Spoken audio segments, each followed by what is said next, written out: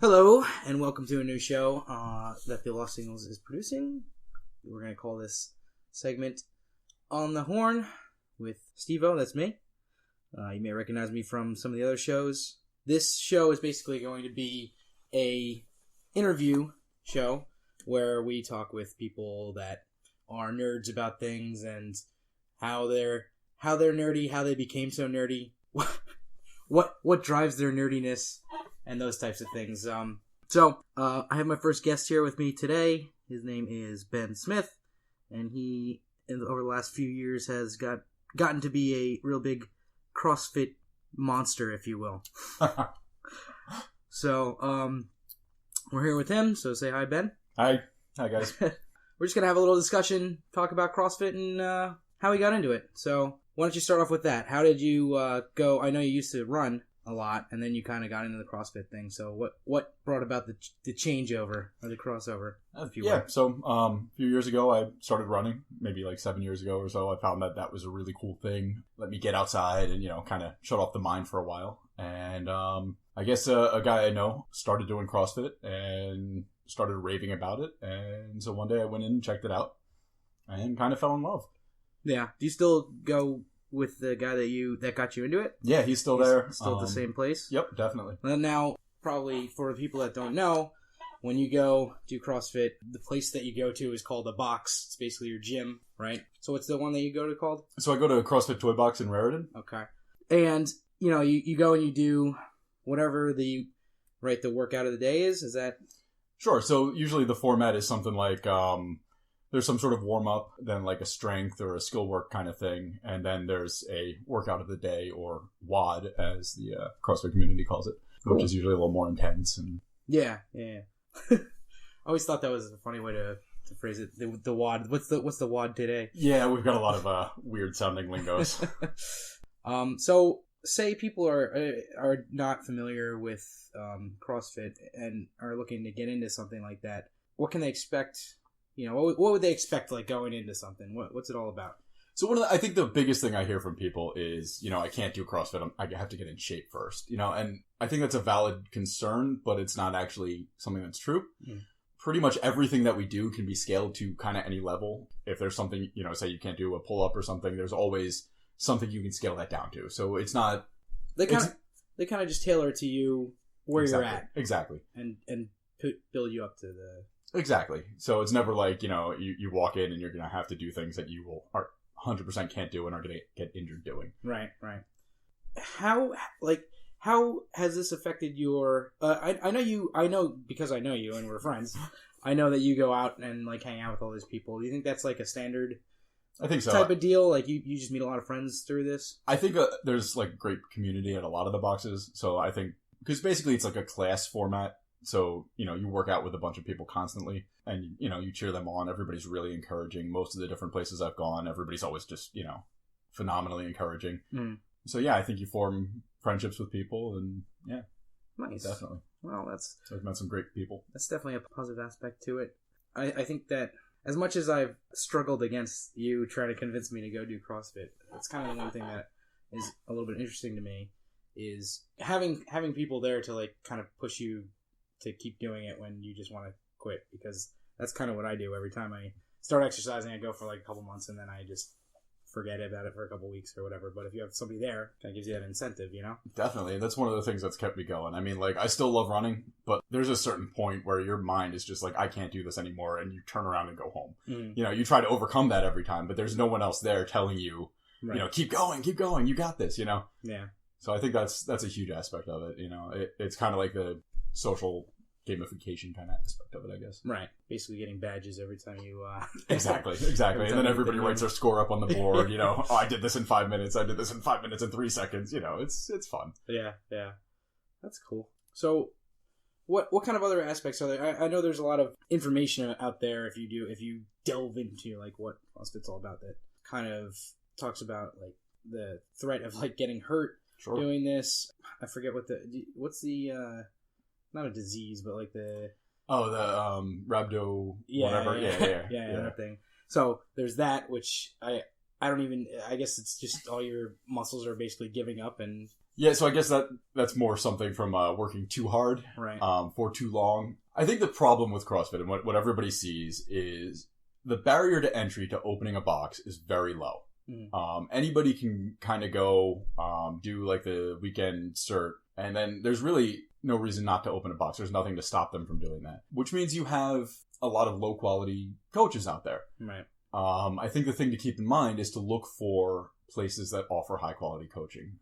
Places that, at least where I go, like I see there's a lot of focus on form, making sure that the form is good, not moving into more difficult movements before you have good form on easier stuff, and not doing things that are going to hurt you. You know, I think it comes down to that, just having sane, smart coaches. Yeah. I mean, I think that's for any sport, though. You know, like any sport, you really need that, and there's always the lingering threat of being injured if you're not properly trained, A, on how to do something, and B, prepared, you know, at the time that you're doing it. So, didn't you start becoming a coach at one point, or you were doing classes or something? Not really. I did something for the Spartan SGX. I took their class, but I never really finished up with that. Fair enough. Do you have any interest in that? I did for a little while. I don't know if I still do. Yeah. It was fun, you know, like motivating people, and I like that. I liked, you know, the whole helping people aspect of it, but it's also, there's a lot of knowledge there that I don't have. Right. You know, like there's a lot of like, you know. Yeah. Well, I assume it's a lot of, if you're doing it right anyway, it's a lot of keeping up with. Sure, and just knowing physiology and anatomy and all that stuff, which I don't have the greatest grasp on. Right, you don't remember your anatomy classes from high school? A little bit. Fair enough. So, I don't know, have you ever been to I was reading a little bit earlier about the CrossFit Games. Yeah. Have you been to that? No. Okay. No. Where is it? Out west or something? Or? Yeah, so they have the whole game structure starts out early in the year. There's the open, they call it, which is basically at your box, you do all the workouts and people compete. And then if you're serious about it, you videotape your workout and you submit your scores with the videotape. You get some coach at your box to sign off on it. From there, people go to regionals and then to the games. And the games are out in California, and they're on ESPN3. And that's like the most elite people in the world. Yeah. It's pretty cool watching some of that stuff. It's gotten fairly big at this point, I think. Maybe still growing, you know? So, I don't know. I don't know if I had anything else specifically for you. You have anything else you want to mention about CrossFit, or? I guess the one thing I would say is that I think the best part of it for me is the mental challenge. You know, like, I think it's, when I first started, it was kind of cool. I would go in and I would see stuff written up on the board that I knew I could never do. I was like, I will never be able to do that. And then at the end of the night, I did that. And like, I would walk out of there with like, you know, like just a grin on my face. Yeah, just that night being able to to accomplish something that you didn't think you would be able to do. Yeah, and it's like daunting. You see something crazy up on the board and you're like, oh my god, I don't think I could ever do that. And then eventually, between you and everyone else, people push you through it. And you just get you it walk done. out of there, and that's like the best you'll feel all day. Like, you know, some days anyway. Yeah. Well, actually, I do have a couple more questions for you. Cool. I guess it's kind of an ongoing process, but do you think you've gotten the results that you wanted to get out of this when you started it?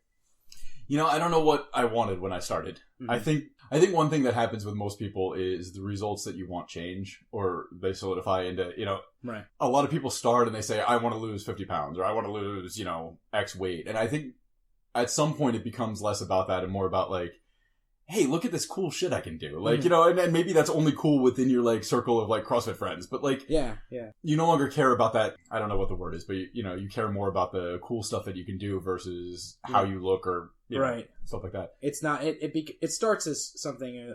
It starts with a goal, but that goal is kind of not really actually important to you. And like when it comes down to it, you kind of that's something that I was reading a lot about it too.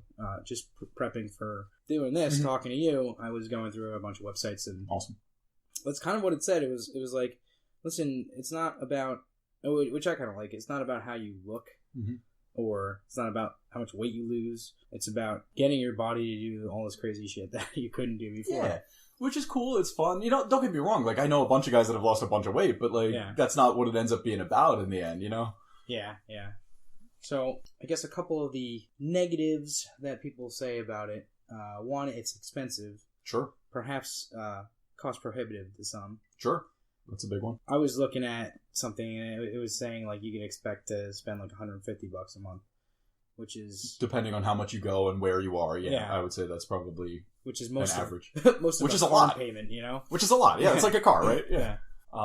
My argument to that is, or I don't know if it's an argument, but my side of that is, I struggle with the payment a lot. Not struggle with the payment, but I struggle with the fact that I'm giving out a big chunk of money when, hey, you could just go to like, a gym for $10 a month, right? I've done the gym thing, right? And sure, you go sometimes, and then sometimes you don't go, and there's no, I think we've all, I know you've done the gym thing too, and we all go in and you do stuff that like some guy told you to do, and like, hey, Joe from over in the weight section says use this machine like this, and you'll get a really good result. It's not. There's no programming. There's no one showing you the right way to do things. Unless you're doing like classes, and then you got to pay more money to do those anyway. Sure. The other thing is, I actually go. Yeah. The amount of money that I'm spending makes me damn sure that I'm not going to miss a class. Right. I mean, that's a big one. Yeah, and the other side of that too is, I would say, if you were going to pay for it, you get close to personal trainer kind of attention. Yet in like a group atmosphere, and personal trainer would cost you probably twice that. Personal trainer might cost like at least twice that, I would say. You would think, how much do you think a personal trainer makes? If your personal trainer's racking like $90 an hour, and you do anywhere near the same amount of hours, you're going to be paying 15 times as much. And not that any of our friends are paying that much for a personal trainer, but as a specialist in your field, if you're a good personal trainer, just like if you're a good computer technician or a lawyer or whatever, you're going to make a lot of money. Mm-hmm. I guess it helps if you have a class there, and you can all basically split the cost of that. Another one was, I don't know, it like some people view it as like sort of a cult, and it kind of takes over your life. Yeah, it kind of is. I'll admit that. Yeah. There's also, I mean, you see all of the crazy stuff, right? Like, back to the same thing with the injuries. You see, the most extreme of that. Right. That's what you see. Sure, there's a lot of very cultish people. There's also a lot of very normal people that I work out with. Like, it varies.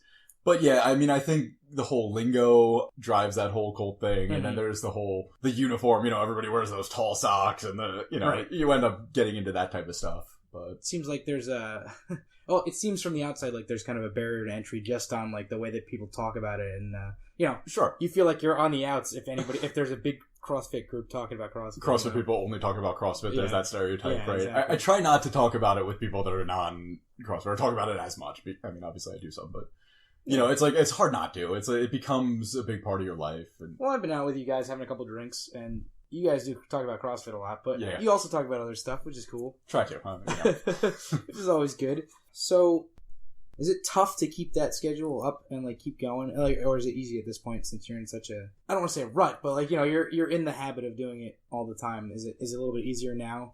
Was it hard when you first started? I think the hardest for me was there was a while where I was like, I guess I still am to some extent, but switching between night and morning classes, and sometimes doing that back to back was kind of tough. Right. To get out of bed and go, no, not super tough. I think I look forward to it to some extent. It's kind of like, this is my happy place. I go there, I forget about work. If I go after work, it's great. It's a great way to de-stress. I forget about everything that happened during the day until I get back out again and, lift some heavy weights and stuff. Nice.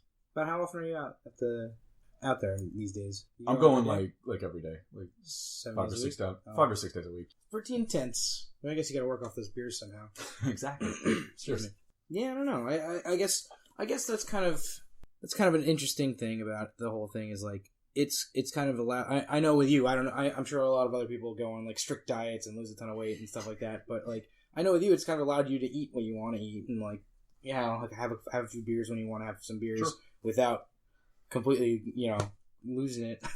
Sure. I mean, don't get me wrong. I still put on a few pounds just like everybody else. Yeah. But like it's a good way to keep that in check, I guess. Yeah, and at least you have a habit that allows you to take it off fairly quickly if you decide to go. We're about to find that out. I don't know. See how that goes. Yeah. Well, I gotta drop a few pounds, a few lbs on this starting in January, man. All right. I've been eating like crap, so. Oh, it's the holidays. Yeah, I think we exactly. all do. Cookies for breakfast, cookies for lunch. What are you gonna do? Hey. All right. Well, unless there's anything else you want to discuss, talk about, bring up, they had in mind. I don't think so. I think that's we hit on a lot of the interesting points. Yeah, and thanks for coming and talking to me about it. It's a very interesting conversation. We're gonna go now. We're gonna switch gears. As I told you, I was doing some reading about CrossFit earlier today, and I got a little trivia game made All up right. for you. All right. And it's a fill in the blank style game, right? And I call it Crush the Blanks Like the Wimps They Are. Nice. It's a long title, but it's a good one. These are all absolutely true. They're only about that's not true. They're about half fabricated. Most of the facts are true. Okay. But then I made up a lot of stuff at the end of it. You'll see. Sweet. All right. So the first question, or the first fill in the blank here, it is widely believed, and this is a two-parter, by the way. Uh-oh. It's widely believed that. Should I write down my answers like Mad Libs?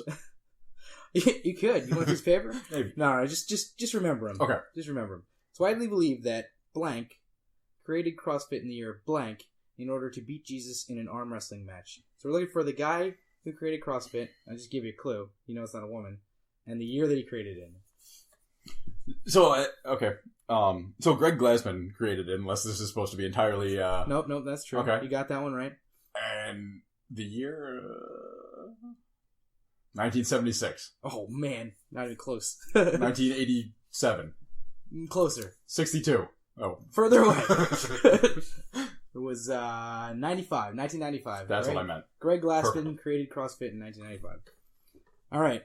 So we already talked about this earlier, so this one should be a breeze for you. And it should be a breeze for you anyway if you know anything about CrossFit. WOD can mean either blank or waffle of the day, so it's best to take stock of your surroundings before you make assumptions. I like waffle of the day. That sounds like Right? an awesome club. That's Bacon, what I chocolate chips. That's what I call WODs. Yes. So I'm going to go with workout, You got although I think it should be waffle. it. You got it. His workout of the day is WOD, W-O-D. Well All played. right. All right. Question number 3. This one I took a little more liberty on, but that's all right. Everyone knows the progenitor of CrossFit is blank, which combines a love of upbeat horn riffs with brightly colored tights and tall socks. And this is not true, but I thought it'd be funny. So we're looking for the type of thing that came before CrossFit. That's absolutely not true. So you're saying jazzercise? Oh yeah, Awesome. jazzercise. Perfect. Obviously, I can see the fit right now. I just assumed that's where CrossFit came from. It's the big socks. I didn't come basically. across that. It's or obviously anything. the big socks. Yeah, you know, Yeah. the cultish following. It's that type of thing. All right. Question 4. There's 2 more questions. All right? Mhm. Question 4. This is. I had to put this in here because the way that they worded this thing, I was looking up like CrossFit trivia, and the way that they worded this was so weird. So I actually found this like on a CrossFit trivia website. CrossFit training. Wait, there is such a thing? There's a CrossFit trivia website? Oh yeah. There's Wonderful. a bunch of them. That better be in the show And I notes. don't think you're going to get this, but I'm hoping for an answer that's the wrong answer. We'll see what happens. CrossFit training as a natural way of combating blank. Probably plaque. Or gingivitis, maybe? Maybe gingivitis. That would be amazing. I just go to CrossFit and keep my teeth white. It's depression. All right. I mean, that's all exercise, I would think. Exactly, Yeah. and it's such a weird way of phrasing it. Yeah. CrossFit training is a natural way of combating depression. That was like a trivia answer. Uh-huh. Okay, thanks. I was actually hoping you would say communism, so we could finally recognize that CrossFit's the true hero that it really is. Yeah, Mr. You know? McCarthy, definitely. All right, and the fifth and final question. I don't know if you're going to get this one, since you were bad with years earlier. Oh, man. And it's a year one. The CrossFit Games 2001. were started in the year blank 2004. by an upstart band of scrappy losers who fought their way into our hearts and overcame all odds to become champions. 2004? Close. 2005. 6. 7. Yes! 2007. Hey, got it. Sweet. All right. I knew that one. So that's, you got, 4 out of 6 correct? You win the grand prize. Which is nothing. I beat everyone else in this game. As of yet. Anyway, man, thank you for being with us. You got a book dropping soon, right? Was it jumping on the box? Jumping out of the box, maybe. Jumping out of the box I don't know. by Ben Smith. Yeah, sure. True story of courage and squats. And joining Colts and squats, definitely. So watch out for that this winter. And in actual things, you wanna give your box another shout out? Yeah, sure. So CrossFit Toy Box in Raritan, New Jersey is awesome. We've got great coaches. I think they've got some specials right now for the new year. And, There you go. If you're anywhere around Raritan, New Jersey, check it out. Or if you're anywhere else in the world, there's one near you, I'm sure. So I guess that's it. This has been On the Horn with myself, Steevo. And been joined here by my lovely guest, Ben Smith, who is telling us all about CrossFit. So thanks a lot, Ben. Thank you. And we'll see you on the flip side.